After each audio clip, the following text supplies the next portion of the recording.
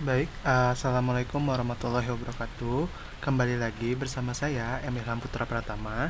Di sini saya ingin melanjutkan dari video yang sebelumnya, yaitu laporan laba rugi dan penghasilan komprehensif lain. Namun kali ini saya akan membahas uh, laporan arus kas. Nah, sedikit informasi dulu ya. Kalau laporan arus kas ini diatur oleh PSAK nomor 2 yang berjudul laporan arus kas juga, dan memiliki tiga aktivitas, yaitu aktivitas operasi, investasi, dan pendanaan.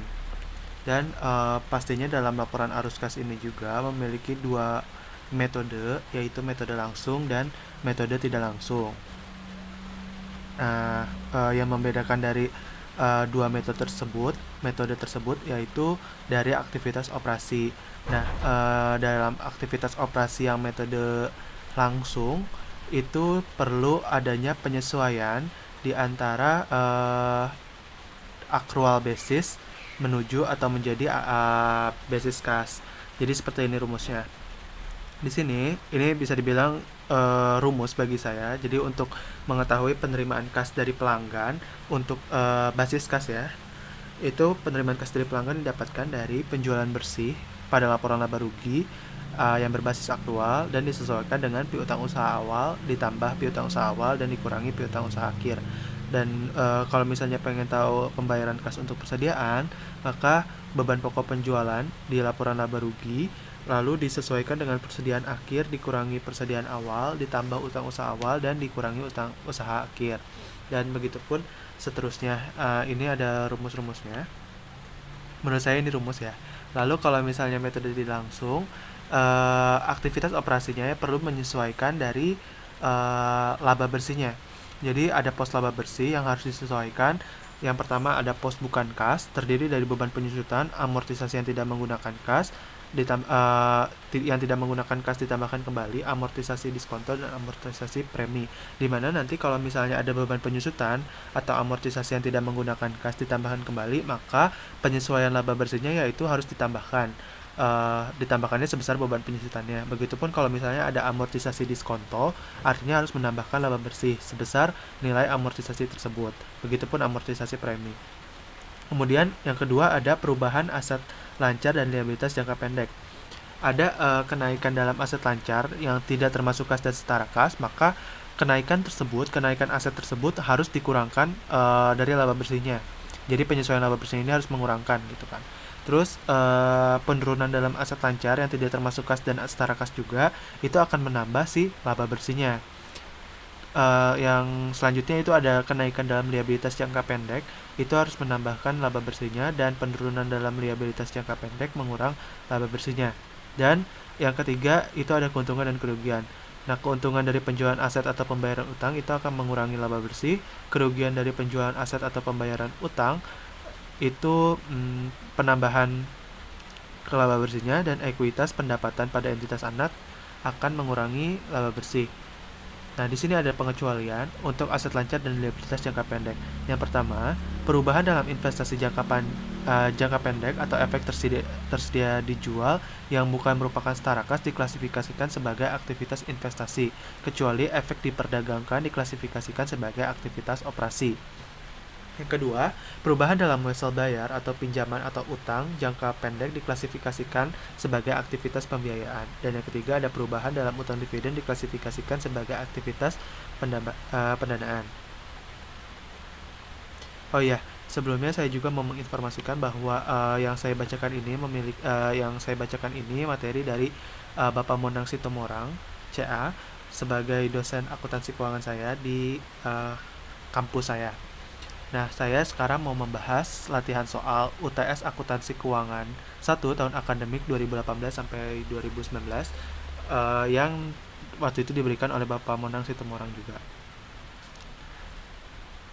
Sebenarnya ada 4 soal, tapi di sini kita tadi udah ngebahas laporan laba rugi di soal 1, dan sekarang saya mau membahas tentang laporan arus kas di soal 3. Di sini nama perusahaannya adalah PT Ongol dengan tahun yang berakhir yaitu 31 Desember 2020.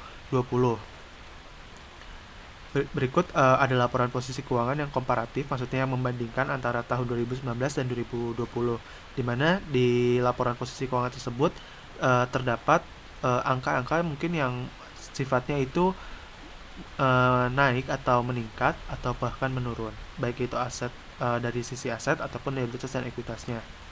Selain itu, selain laporan posisi keuangan yang komparatif ini, ada pun informasi tambahan yang diberikan oleh PT Ongol. Ada sebanyak 7 informasi tambahan, dan ini akan berguna untuk menyusun laporan arus kasnya. Tapi sedikit informasi bahwa semua atau 7 informasi tambahan ini tidak semuanya dimasukkan ke arus kas. Jadi hanya sebagai informasi tapi belum tentu untuk dihitung gitu maksudnya. Dan permintaannya adalah buatlah laporan arus kas untuk PT Ongol pada tahun yang berakhir 31 Desember 2020 dengan asumsi entitas menggunakan metode tidak langsung. Tunjukkan perhitungan yang diperlukan. Nah, ini karena dimintanya adalah metode tidak langsung, maka kita juga perlu menjawabnya dengan metode tidak langsung. Langsung saja pembahasan soalnya ya. Seperti biasa, kalian jangan pernah lupa untuk membuat isinya headernya, berisi nama perusahaannya, terus judul laporannya dan periodenya. Dimana pada soal yang ketiga ini nama perusahaannya adalah PT Ongol dengan permintaan yang harus dijawab adalah laporan arus kas atau judul laporannya adalah laporan arus kas, dan periode yang berakhirnya yaitu 31 Desember 2020. Di sini ada keterangan metode tidak langsung karena permintaannya pun tidak langsung ya. Nah, langsung ke arus kas dari aktivitas operasi. Karena arus kas dari aktivitas operasi ini menggunakan metode tidak langsung, maka diperlukan penyesuaian dari laba bersih. Diketahui laba bersih pada 31 Desember 2020 sesuai informasi tambahan nomor 1 yaitu sebesar 24.700. Maka kita harus menuliskan laba bersihnya 24.700. Dan karena metode tidak langsung ini diperlukannya penyesuaian dalam laba bersih, maka kita juga harus menyesuaikan laba bersih tersebut sesuai dengan yang sudah diberitahu atau yang tadi sudah dibacakan melalui rumus seperti ini. Nah, ini untuk rumus-rumus yang ada di metode tidak langsung, sedangkan kalau metode langsung tadi rumusnya seperti ini. Jadi ada perbedaannya. Kalau ini metode langsung, kalau ini kurang lebih tidak langsung. Tapi sebenarnya baik tidak langsung ataupun langsung itu akan menghasilkan laporan yang sama pastinya. Hanya saja tergantung si perusahaannya menggunakan kebijakan seperti apa. Nah, penyesuaian yang pertama yaitu ada beban penyusutan. Seperti yang tadi sudah disebutkan, beban penyusutan itu harus menambahkan si laba bersihnya. Di sini beban penyusutan itu ada di catatan perhitungan nomor 1 sebesar 55.900. 55.900 ini ada di catatan nomor 1 hasil dari sini. Hasil dari 111.800 dikurangi 15.600 ditambah X sama dengan 152.100. 111.800 itu didapatkan dari akumulasi penyusutan aset pabrik sebesar 111.800, lalu dikurangi 15.600, informasi tambahan nomor 5. Informasi tambahan nomor 5 yaitu ada di sini. Jadi pada akhir tahun aset dengan biaya perolehan 53.000 ini dijual dengan harga 27.300. Karena kenapa dijual? Karena aset tersebut tidak lagi memberikan kontribusi laba. Nah, pada saat penjualan itu terjadi, akumulasi penyusutan atas aset yang dijual sebesar 15.600. Nah, logikanya gini. Ketika akumulasi penyusutan di tahun 2019 ada 111.800 dan terjadinya penjualan di akhir tahun 2020 15.600, harusnya saldo akumulasi penyusutan di tahun 2020 adalah 96.200. Tapi di laporan keuangan tahun 2020 ini malah menginformasikan bahwa akumulasi penyusutan aset pabriknya adalah 152.100. Artinya harus ada penyusutan yang harus disesuaikan. Nah, inilah yang kita cari dan kita masukkan ke laporan arus kas. Kalau kalian belum tahu kenapa tadi akumulasi penyusutan ini 111.800 harus dikurangi dengan 15.600 yang dijual, karena ketika aset tersebut dijual itu sudah bukan lagi tanggung jawab kita, maksudnya udah bukan lagi tanggung jawab si PT Ongol untuk menyusutkan si aset tersebut gitu. Jadi kalau misalnya nanti dijual ke PTA, nah nanti si PTA yang akan menyusutkan aset tersebut gitu. Nah, PT Ongol sudah tidak lagi bertanggung jawab atas penyusutan tersebut. Makanya kenapa harus dikurangkan. Nah, hasil tadi pengurangan itu harusnya 96.200, tapi malah di laporan posisi keuangan yang tahun 2020 hasilnya adalah 152.100, maka ada beban penyusutan yang harus disesuaikan. Nah, hasilnya adalah 55.900 yang perlu disesuaikan. Nah, nominal tersebut harus menambah laba bersih sesuai tadi yang sudah dirumuskan.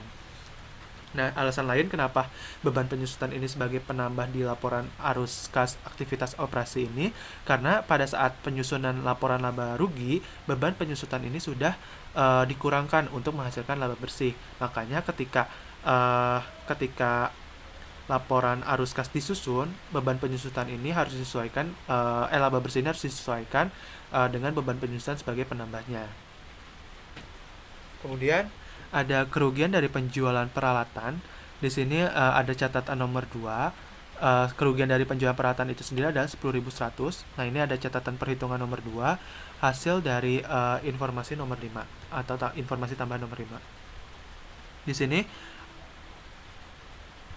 diketahui bahwa peralatan yang anggaplah ini peralatan ya di nomor 5 ini, aset dengan biaya perolehannya 53.000, lalu dijual dengan harga 27.300, dan pada saat penjualan itu terjadi akumulasi penyusutannya adalah 15.600. Maka karena kita menjual sebesar 27.300, maka ada kerugian dari penjualan kerugian dari penjualan peralatan.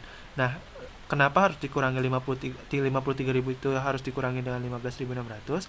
Karena kita ingin mengetahui nilai tercatatnya. Jadi ketika membeli kan harganya 53.000 dengan biaya perolehan sebesar 53.000. Lalu akumulasi penyusutannya terjadi adalah 15.600. Nah, ini harus dikurangin untuk mengetahui nilai tercatatnya. Maka nilai tercatat dari aset tersebut adalah 37.400.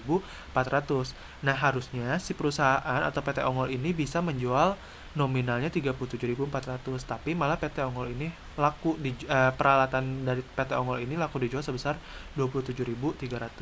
Maka mengalami kerugian sebesar 10.100 gitu. Selanjutnya ada keuntungan dari penjualan tanah dengan catatan perhitungan yaitu dengan catatan perhitungan yaitu nomor 3, dan hasilnya adalah minus 38.200. Nah, hitungannya dari catatan nomor 2, maaf. Di sini di catatan nomor 2, selama tahun 2020 dibeli sebidang tanah untuk ekspansi. 6 bulan kemudian, sebidang tanah yang lain dengan nilai tercatat sebesar 111.800 dijual dengan harga 150.000 dengan tunai. Nah, ketika nilai tercatatnya 111.800, harusnya seminimal-minimalnya si tanah ini dicatat dijual sebesar 111.800. Tapi ternyata pas 6 bulan kemudian si tanah ini laku dijualnya sebesar 150.000, maka mendapatkan keuntungan sebesar 38.200. Nah, ini sebagai pengurang karena seperti yang tadi disebutkan di beban penyusutan ya, ketika keuntungan itu dicatat di laporan laba rugi, itu sudah dicatat sebagai penambah. Nah, di laporan arus kas dia harus sebagai pengurang, karena kalau misalnya kita nambah lagi keuntungan di laporan arus kas, maka itu nanti akan terjadi double pencatatan gitu, atau pencatatan 2 kali. Nah, begitupun kerugian kalau di laporan laba rugi akan mengurangi, tapi di arus kas akan menambah. Kenapa alasannya? Karena takut dicatat 2 kali gitu. Terus selanjutnya ada penurunan nilai goodwill sebesar 63.700. Nah, ini didapatkan dari hasil neraca, yaitu di tahun 2019 goodwill yang tercatat itu 224.900. Tapi di tahun 2020 goodwillnya menjadi 161.200. Artinya ada penurunan nilai goodwill sebesar 63.700. Nah, ini sebagai penambah. Kemudian ada kenaikan piutang usaha. Nah, ini kenaikan piutang usaha, kenaikan persediaan dan penurunan utang usaha itu tinggal lihat dari laporan posisi keuangannya. Lihat perbandingan antara si piutang usaha 2019 dan 2020, begitupun persediaannya dan utang usahanya. Nah, apakah dia naik atau turun? Nah, nanti disesuaikan dengan yang sudah dirumuskan tadi di sini. Jadi kalau misalnya ada kenaikan dalam aset lancar, maka itu harus dikurangkan.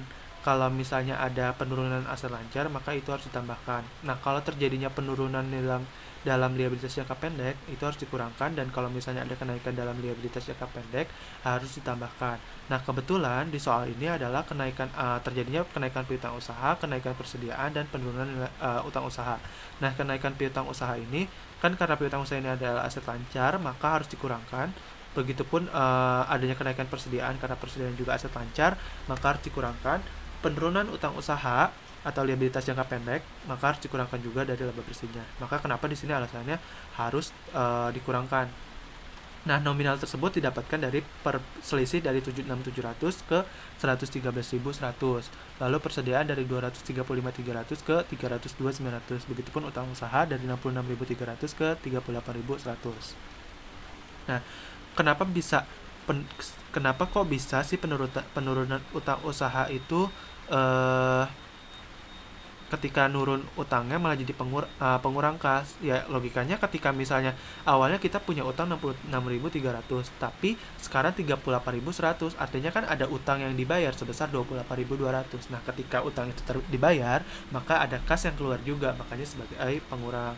Begitupun persediaan, misalnya ada persediaan yang dari 235.300 jadi 302.900, artinya kan ada penambahan atau pembelian persediaan. Jadi persediaan itu bertambah karena adanya pembelian. Nah, ketika adanya pembelian, artinya si kas ini akan keluar sebesar 300 sebesar selisihnya adalah 67.600. Begitupun piutang usaha dan goodwill gitu. Nah, nanti setelah sudah dihitung dari penyesuaiannya, itu harus dihitung dari penjumlahan 55.900 ditambah 10.100 sampai ke minus 28.200. Hasilnya adalah minus 40.700. Dari penyesuaian tersebut menghasilkan minus 40.700. Nah, untuk mengetahui kas bersih dari yang digunakan dari aktivitas operasi, itu hasil dari laba bersih 24.700 dikurangi 40.700. Maka kas yang digunakan dari aktivitas operasi adalah 16.000, minus 16.000. Kalau misalnya minus, di sini keterangannya kas bersih yang digunakan. Tapi kalau misalnya ini plus 16.000, artinya di sini kas bersih yang diperoleh dari aktivitas operasi gitu. Jadi tergantung ya, kalau di sininya minus maka digunakan, tapi kalau misalnya plus jadi operasi ya kalau plus berarti diperoleh. Sorry tadi salah. Selanjutnya ada arus kas dari aktivitas investasi. Di sini aktivitas investasi ini mencakup pembelian investasi yang diklasifikasikan melalui nilai wajar, penjualan aset pabrik, pembelian tanah, dan penjualan tanah. Nah, tadi kan udah dijelaskan ada pengecualian terkait investasi kalau nggak salah. Kalau investasi yang diklasifikasikan sebagai nilai wajar dan masuk ke PKL, itu akan masuk ke aktivitas investasi. Tapi kalau misalnya ada pembelian investasi yang diklasifikasikan untuk diperdagangkan, maka masuk ke aktivitas operasi. Tapi untuk contoh investasi yang diperdagangkan itu tidak ada di soal ini, maka tidak ada juga di aktivitas operasi. Tapi di investasi ada aktivitas pembelian investasi yang diklasifikasikan melalui nilai wajar.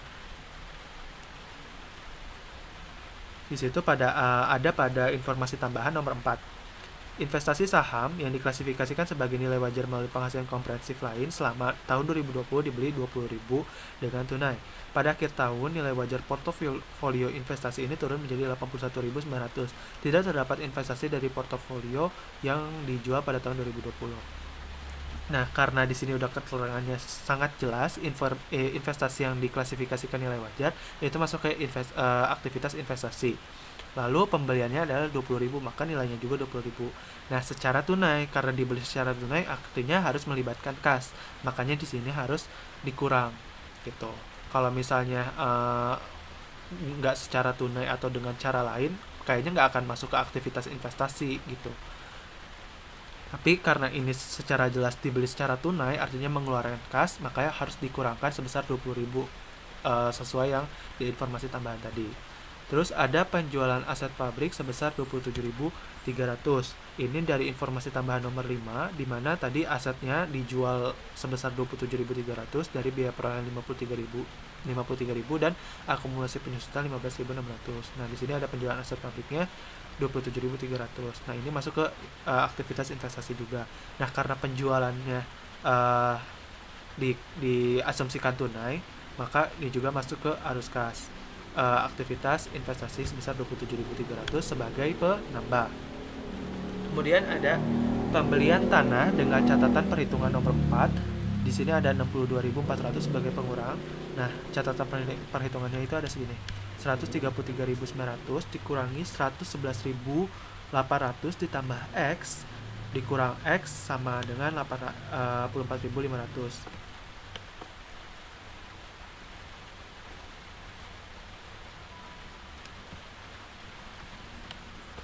Nah, pembelian tanah itu saldo awal tahun 2019 itu 133.900. Nah, dikurangi dengan akumulasi penyusutannya itu 111.800. Harusnya hasilnya adalah 22.100. Tapi si tanah ini di tahun 2020 dicatat sebesar 84.500. Di laporan posisi keuangannya tanah disajikan sebesar 84.500. Kan tadi seharusnya 20.000 berapa gitu kan. Nah, di akhir malah jadi 84.500. Maka ada asumsi ada pembelian tanah sebesar 62.400.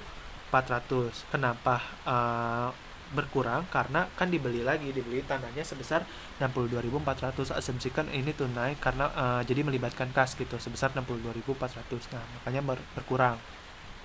Kemudian yang terakhir dari aktivitas investasi yaitu penjualan tanah sebesar 150.000 dari informasi tambahan nomor 2. Nah, ini penjualan tanah 150.000 ya. Tadi kan penjualan aset pabrik aja dicatat sebesar 27.300 di informasi tambahan nomor 5. Nah, informasi tambahan di nomor 2 ada penjualan tanah, maka dimasukkan juga sebesar 150.000. Nah, arus kas dari aktivitas investasi ini sebesar 94.900. Keterangannya adalah kas bersih yang diperoleh dari aktivitas investasi. Nah, ini kalau misalnya hasilnya plus, maka keterangannya adalah kas bersih yang diperoleh dari aktivitas investasi. Berbeda dengan aktivitas operasi yang tadinya minus, maka disebutnya adalah kas bersih yang digunakan dari aktivitas operasi. Kemudian, ya aktivitas yang terakhir yaitu aktivitas pendanaan. Di sini ada pembayaran dividen tunai dan penerbitan wesel. Pembayaran dividen tunai ini ada catatan perhitungan nomor 5 dengan nominal 42.600. Nah, ini didapatkan dari saldo laba tahun 2019 sebesar 370.200 ditambah laba bersih yang terjadi di tahun 2020 itu 24.700. Nah, harusnya adalah hasilnya 394.900. Tapi saldo laba yang disajikan di tahun 2020 adalah 374.400. Artinya ada dividen yang sudah dibayarkan atau yang terjadi pencatatan dividen yang mana itu melibatkan akun utang dividen. Nah, berarti ketika 20.500 ini sudah diumumkan akan dibagikan dalam bentuk dividen, maka ini akan menambah utang dividen di tahun 2019. Jadi hasil dari 20.500 itu ditambah dengan 41.600. Nah, dikurangi dengan utang dividen di tahun 2020 sebesar 19.500. Artinya ada pembayaran dividen tunai sebesar 42.600. Nah, makanya sebagai pengurang, karena kan kita ngebayar dividennya kepada para pemegang saham gitu. Jadi sebagai pengurang. Jadi sekali lagi nominal 42.600 ini ada dari saldo laba tahun 2019 370.200 ditambah laba bersihnya 24.700, harusnya adalah 394.500. Tapi di tahun 2020 saldo laba yang diperoleh dari si PT Ongol ini adalah 374.400. Artinya ada ada dividen yang sudah diumumkan dan akan dibagikan. Maka muncullah utang dividen sebesar 20.500. Nah, Ini akan melibatkan juga utang dividen sebesar 41.600 di tahun 2019 ditambah dengan utang dividen yang tadi 20.500 hasil dari pengurangan 372.200 ditambah 24.700 dikurang 374.400. Nah, nanti hasilnya adalah dikurangin dengan 19.500. Nah, hasilnya 42.600 sebagai pembayaran dividen secara tunai. Lalu ada juga penerbitan Wesel sebesar 10.500. Di sini ada dia informasi tambahan nomor 3. Di situ diketahui bahwa pada tanggal 15 Juni 2010, Wesel harusnya 2020 itu.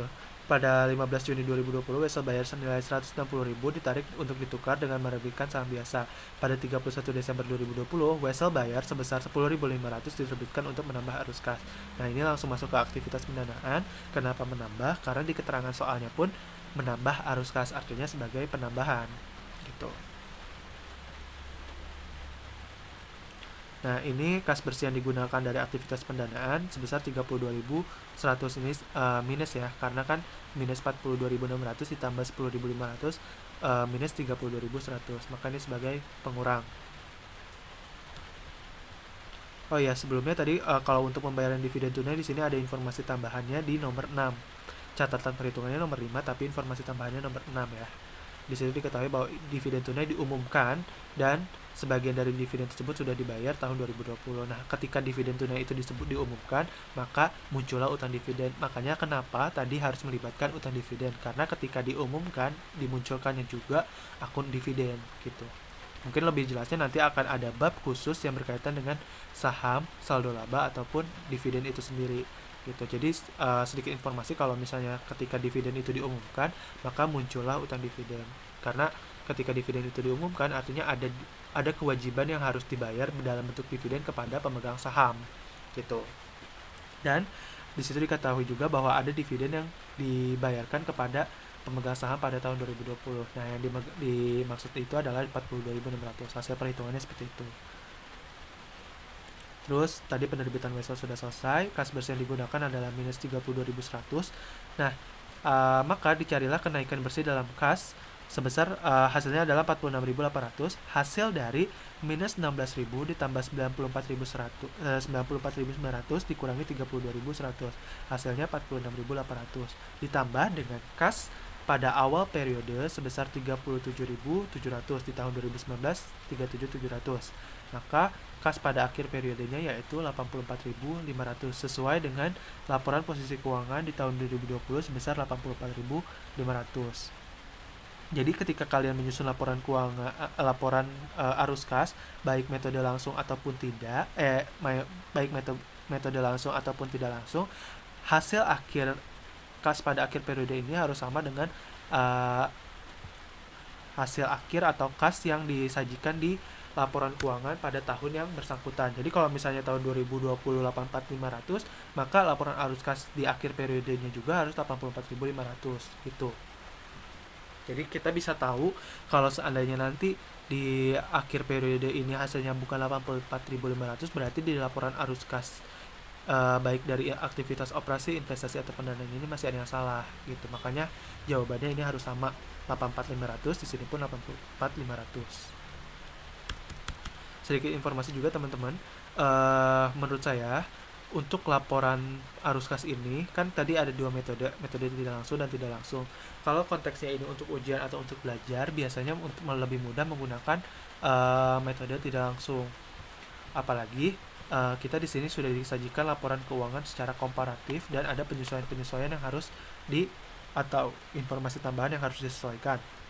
Sedangkan kalau nanti dalam perusahaan bekerja, itu menurut saya agak lebih mudah ketika ada metode langsung. Karena kan tadi kalau metode langsung ini rumusnya sudah ada, seperti misalnya pertanyaan tentang penerimaan kas dari pelanggan, pembayaran kas untuk persediaan, terus ada pembayaran kas untuk asuransi dan lain sebagainya. Nah, ini sudah ada pada jurnal khusus baik penerimaan atau pengeluaran gitu. Jadi nanti kalau seandainya ada jurnal penerimaan dan pengeluaran, itu tinggal dimasukin penerimaan kas dari pelanggannya berapa, persediaannya berapa, dari bunga pelanggan dari bunga bank berapa, itu nanti akan lebih mudah gitu karena sudah ada jurnal khususnya. Sedangkan kalau misalnya eh, apa untuk konteks belajar atau untuk ujian biasanya menggunakan metode langsung gitu. Karena kita di sini lebih menganalisis mana sih yang naik, mana sih yang nurun, gimana sih menganalisis dari informasi tambahan tersebut dan menghasilkan laporan arus kas yang uh, berguna bagi para pemegang saham nantinya. Mungkin sekian dari saya terkait dengan pembahasan soal nomor 3 PT Ongol ini untuk laporan arus kas. Kurang lebihnya mungkin saya mohon maaf. Terima kasih atas perhatiannya. Oh ya, jangan lupa untuk like, comment, subscribe, dan share ke teman-teman kalian. Terima kasih. Wassalamualaikum warahmatullahi wabarakatuh.